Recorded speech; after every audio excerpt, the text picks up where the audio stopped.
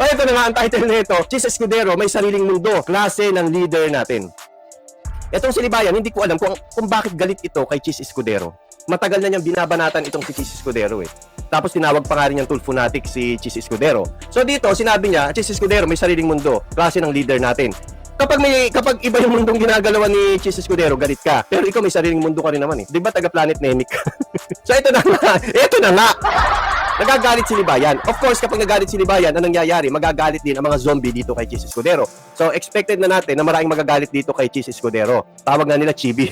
For disbarment series tayo guys ha. Tandaan po ninyo na si Chis Escudero ay isang abogado. Lawyer din po yan si Chis Escudero, kaya hindi mo pwedeng bastusin yan. Bukod sa pagiging Senate President niya, isa rin po siyang lawyer. Pero kung si Chis Escudero, salungat sa paniniwala mo, Libayan, huwag mo naman babastusin si Chis Escudero. Lalo na kung hindi ka nagre-research. Kung hindi ka nagre-research, medyo i-shutdown mo muna yung bunganga mo. Medyo shut up mo muna yung bunganga mo. Bakit ko sinabi yun? Pakinggan ninyo to kung ano sinabi dito ni Libayan. Meron pang ginagawang iba yan. They can do these kinds of antics. Especially itong si Senate President Francis Chis Escudero. Mga kabatas natin, meron pang ginagawang iba yan. Sinasabi niya na meron pa rin ibang ginagawa si Chis Escudero. Ano ibig mong sabihin na meron ibang ginagawa si Chis Escudero? Meron ba siyang sinabi dito kung ano yung ibang ginagawa ni Chis Escudero? Tignan nyo, pinost ito sa Inquirer.net. Bakit pinost ito ng Inquirer.net? Ayan, bakit daw pinost ito ng Inquirer.net? So dito, nagbigay siya ng sarili niyang interpretation doon sa pinost ng Inquirer.net. Kita nyo, hindi ka kasi nagre-research eh. O, kita nyo na, lawyer, hindi marunong mag-research. Shoutout sa'yo, ka-wanted. No? So ano yung interpretation dito ni Libayan? Pakinggan. You know for a fact why. No for a fact. Dahil ganyan yung kanyang kasuotan. Ayun. Pinost daw na Inquirer.net kasi daw, ganun daw yung kanyang kasuotan. Ano sabi dito? Look, Senate President Francis Chis Escudero attend Senate flag ceremony on Monday, June 10. So, yun lang yun. Tapos binigyan niya ngayon ng pangit na kahulugan.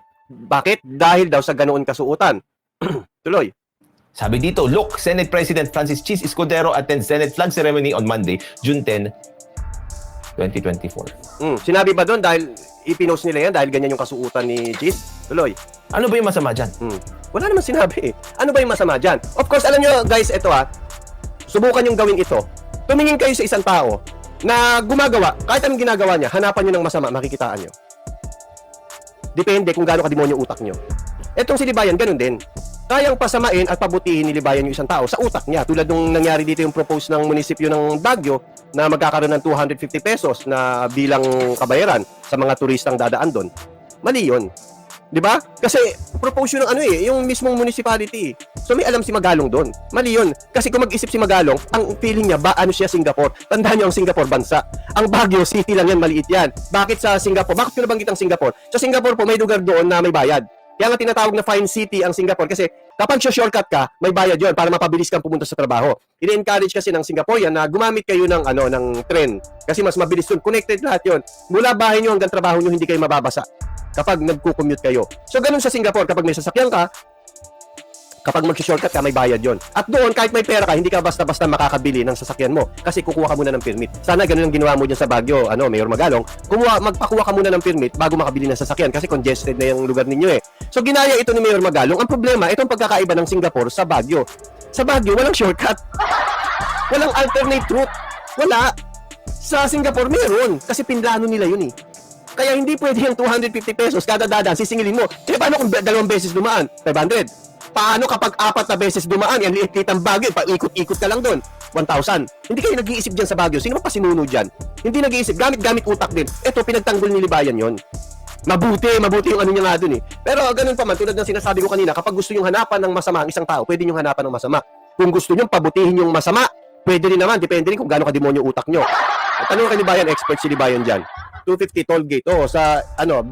Sa community business development na lugar doon. So, ayun na nga.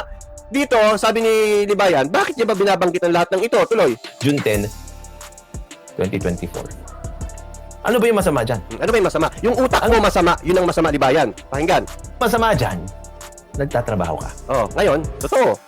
Okay? Nagtatrabaho ka para sa publiko. Ngayon, and the public deserves respect. bakit? Binastos ba ni Chis? Sige nga guys, binastos ba ni Chis? Nagtatrabaho siya eh. Ano ngayon? Nakita mo, ikaw nga lang nakapansin yan eh. Tuloy. Right?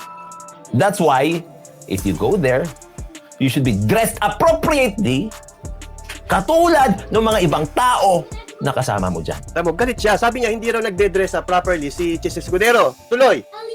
What is more appalling here is hindi naman kasi sana dapat na dahil ba ikaw yung Senate President, pwede ka nang magganyan? So, ayun. Pinalalabas niya rito ang reason kung bakit ganyan ang suot. Mayabang na kasi Senate President na. Nakikita nyo kung paano maglagay ng si Libayan ng kademonyohan sa utak ng mga subscriber niya. Ganyan siya maglagay. Pinalalabas niya, yumabang si Chis Escudero.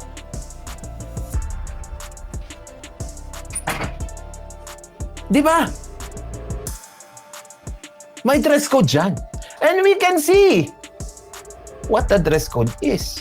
Ayan, may dress code. Totoo po may dress code dyan. Pero may reason kung bakit ganyan ang suot nila. Ay, papakita ko sa inyo ano. Sabi ko sa inyo, hindi nag-research itong abogadong ito eh. Kaya nga napapahamak siya dahil sa katangahan niya. Buti na lang wala si Ma'am Ekli dyan. Dahil sa katangahan niya. Basahin natin to ano. Senate relaxed dress code due to busted aircon unit. So yung aircon pala doon sa Senate, busted. Nakita nyo? Ngayon, bakit yung iba naka-dress code naman? Kasi ibang department siguro sila. Pero doon sa nila, Senate relaxed dress code due to busted aircon units. Senators literally felt the heat. Kita nyo si Bantot nga, nagkanda, kintab-kintab na yung leg sa, nakayosi. Tapos, mainit. Yung iba, hindi to rin nakakapag-isip ng maayos. Senators literally felt the heat in their plenary session Tuesday as they relaxed their dress code because of the building defective. May reason naman pala. Hindi dahil sa Senate President na siya, kaya siya ganun manamit. Kita mo kung paano ka maglagay ng katangahan sa utak ng mga subscriber mong bugok. Oh. Sabi dito, plenary session Tuesday as they relaxed their dress code because of building defective air condition system. Before we called the roll, for the record, the people might be wondering why we are wearing long sleeves today. Short sleeve shirts. It's because sira po yung air conditioning natin. Senate President Juan Zubiri explained, panahon pa pala ito ni Zubiri nung 14, May 14 yata, bago siya na chugs. I think the cooling units ng building ay sira po, so we have loosened up our rules. When it comes to the wearing of barongs and suit to short sleeve and shirts, jacks, for the record, he added. Yun naman pala, may permission naman pala yung pagsusuot ni Chis Escudero noon. Kasi nga, sira ang aircon. Ikaw nga, Libayan, nagbablog ka, lumalaklak ka ng alak eh. Nagalit ba kami? Hindi naman kami nagalit eh. Si Bantot nga nagko-content, tagyoyosi, nagalit ba kami? Hindi rin naman kami nagalit. Bakit nung nagsuot ng shirt si Chis Escudero, pinagbintangan mo kaagad na kasi Senate President na siya kaya mayabang na. Ganun ba ang gusto mong palabasin? Diyan pala makikita na ninyo, unverified itong mga content ni Libayan. Kaya nga sabi ko nga sa inyo, for disbarment ito eh. Itong mga content ni Libayan kasi unverified siya. Kung ano yung makita niya sa news, kinukuda niya agad, binubuka agad ang bunganga niya. Kaya huwag kayo naniniwala sa abogadong ito. So dito makikita natin na si Libayan hindi talaga nagre-research ito. Ito yung sinasabi ko sa inyo na galit si Libayan kay Chis Escudero, which is abogado rin naman si Chis Escudero. At itong si Libayan hindi nagre-research kung bakit ganyan.